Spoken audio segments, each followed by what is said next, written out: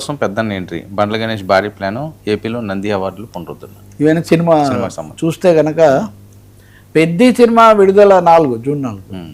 దానికి ముందు తెలంగాణలో ఎగ్జిబిటర్స్ మాకు పర్సంటేజ్ ఇస్తే కానీ మేము విడుదల చేయలేమని వాళ్ళు చాలా గట్టి వైఖరి తీసుకున్నారు. అనేక దశలుగా సంప్రదింపులు లేకపోతే కొంత ఇవన్నీ కూడా అయ్యాయి. ఫైనల్గా ఈరోజు సాయంత్రం చిరంజీవి గారితో పరిశ్రమకి పెద్దన్న కదా ఒప్పుకోకపోయినా పెద్దకి ఆ రామ్ చరణ్ కథానాయకుడు ఆ విషయం అలా ఉంచి సో చిరంజీవి గారితో సమావేశమై దీన్ని పరిష్కారం చేసుకుంటారు. ఇప్పటివరకు పరిశ్రమలో అది కరోనాలోనే ఇంకోసారైనా కాస్త ఏమన్నా ప్రతిష్టంభన వచ్చినప్పుడు జోక్యం చేసుకొని పరిష్కారం చేస్తున్నారు కాబట్టి పెద్ద విషయంలో కూడా పెద్దన్న ఎంట్రీ అవుతారు. మొన్ననే ఆ సినిమా తన సినిమా ఫంక్షన్లో 3 అన్నదమ్ములు కనపడము ఇవన్నీ అయ్యాయి కదా. కాబట్టి పెద్దతో కుదిరే పరిష్కారం రేపు అన్ని సినిమాలకు కూడా ఉపయోగపడుతుంది తెలంగాణ ఎగ్జిబిటర్లకు. మిగతా అన్ని రాష్ట్రాల్లో ఆంధ్రప్రదేశ్తో సహా పర్సెంటేజ్ ఇస్తున్నప్పుడు మాకెందుకు ఇవ్వట్లేదు అనేది వాళ్ళ పెద్ద ప్రశ్న.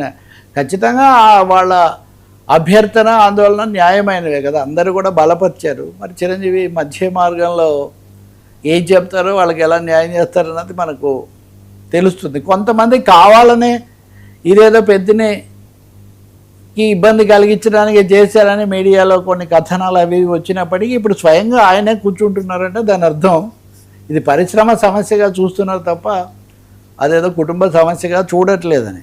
అయితే ఇక్కడ జోక్ ఏమంటే ఈ బండ్ల గణేష్ ఆయన ఉంటాడు కదా, పరమేశ్వర పవనేశ్వర అంటుంటాడు ఆయన. సో ఆయన వెళ్ళి వీళ్ళకి ఇద్దరికి చిరంజీవి పవన్ కళ్యాణ్ ఉన్నప్పుడు బండ్ల గణేష్ కూడా అక్కడికి వెళ్ళారు. కాసేపు మాట్లాడాక చిరంజీవి భగవంతుడికి భక్తుడికి మధ్యలో నేనెందుకు మీరే చూసుకోండి అని ఆయన ఒక చిన్న జోక్ వేసి అక్కడి నుంచి వాళ్ళిద్దరినే వదిలిపెట్టాడు. నాకు ఒక విషయం గుర్తొస్తుంది. మొన్న ఒక ఫ్రెండ్ కుమార్తె పెళ్ళికి వెళ్తే అక్కడ అంబికా కృష్ణ గారు అయినా కదా ఇది నేను వాస్తవంగా ఇది 1992 ఆ ప్రాంతాల్లో దీన్ని ఎక్కువగా ఉపన్యాసాల్లో తీసుకొచ్చా.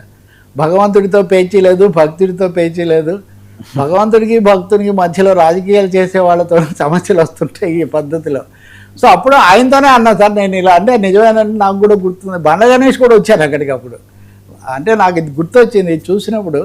సేమ్ టీము అంబికా కృష్ణ బండ్ల గణేష్ కూర్చున్నప్పుడు కాసేపు మాట్లాడాను. ఇప్పుడు ఆయనతో చిరంజీవి మీ మధ్యలో నేనెందుకబ్బా, పవన్ కూడా అంటుంటారు కదా చాలాసార్లు నేను బండ్ల గణేష్ లాగా నేను ఎక్కడ మాట్లాడి మీతో చప్పట్లు కొట్టించలేని పద్ధతిలో ఏదొచ్చినా మన వాడు దానికి కొంచెం ఊపు తీసుకొస్తాడు. ఈ మధ్య యాత్ర కూడా చంద్రబాబు కోసం ఒకటి చేశారు. అసలు ఇన్ని రాజకీయాలు ఇన్ని సినిమా రాజకీయాలు కూడా ఎలా నడుపుతాడో మరి అదొక బండ్ల గణేష్గా సాధ్యమైంది, మిగతా వాళ్ళకి మటుకు. అయితే ఆ సమయంలో ప్రకటన అయితే చేశాడు, మళ్ళీ నేను ఒక పెద్ద సినిమా తీస్తాను పవన్ కళ్యాణ్ తోటి, అదో పెద్ద సినిమా అయితే నేను తీస్తాను అనే ఒక ప్రకటన కూడా ఆయన చేశాడు. కొంచెం అభిమానులకు ఆసక్తికరమైంది. ఎందుకంటే పవన్ కూడా చాలాసార్లు అన్నారు కదా, ఖుషి తర్వాత నేను చాలా కాలం మళ్ళీ గబ్బర్ సింగ్ వరకు నేను వెయిట్ చేశానని. అలాంటివి ఇచ్చాడు కదా మనవాడు. కాబట్టి ఆయన అలా ఏదో పథకం ఉన్నట్టే ఉంది బండ్ల గణేష్ ప్రాజెక్ట్.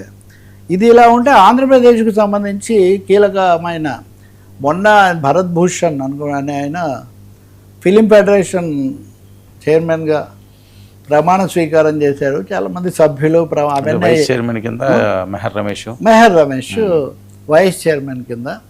కాబట్టి మెహర్ రమేష్ కూడా మరి మెగా కుటుంబానికి బాగా సన్నిహితుడు. రెండవది ఇవన్నీ ఉన్నాయి, మొన్న కలిసాను నేను కూడా. ఈ నేపథ్యంలో అక్కడ మంత్రి కందుల దుర్గేష్ సినిమాటోగ్రఫీ ముఖ్యమైన ప్రకటన చేశారు. ఏపీలో నంది అవార్డులను మేము పునరుద్ధరిస్తున్నాము, తొందరలోనే దానికి సంబంధించిన వివరాలు మీకు చెప్తాము అని. ఇది ఒక ముఖ్యమైన ప్రకటన. ఎందుకంటే అనేక కారణాల వల్ల రాష్ట్ర విభజన తర్వాత ఈ నంది అవార్డుల పురస్కారాలు నడవడం లేదా, అవి ఆగిపోయాయి. తెలంగాణలో గద్దర్ అవార్డుల పేరుతో పునరుద్ధరించి అన్ని ఏళ్ళవి కలిపి ఒకటేసారి ఇచ్చేశారు రేవంత్ రెడ్డి ప్రభుత్వం. ఈ ఏడాది మామూలు ఇప్పుడు గాడిన పడింది. ఇప్పుడు ఆంధ్రప్రదేశ్లో కూడా నంది అవార్డులు పునరుద్ధరించి వాటిని ఇస్తే పరిశ్రమ నుండి అందరు ఔత్సాహికులు అందరు కూడా సంతోషిస్తారు. పరిశ్రమకు ప్రోత్సాహం కావాలి, పరిశ్రమలో సానుకూలమైన సుహృద్భావ వాతావరణం కూడా రావాలి. ఇప్పుడు ఎలాగో పవన్ కళ్యాణ్ ప్రభుత్వంలోనే ఉన్నారు కాబట్టి ఈ బోర్డు కూడా నియామకాలన్నీ అయిపోయాయి కాబట్టి అలాంటి ఒక వాతావరణం వచ్చి కొంచెం మంచి సినిమాలు పరిశ్రమ 10 కాలాల పాటు ఉండటానికి నిలదొక్కుకోవడానికి ఉపయోగపడేవి జరగాలని మనం కోరుకోవాలి. ఆ సమయంలోనే అనివార్యంగా మొన్న కమల్ హాసన్ ముంబై చర్చించినట్టు పరిశ్రమలో పనిచేసే వాళ్ళకి సంబంధించిన సమస్య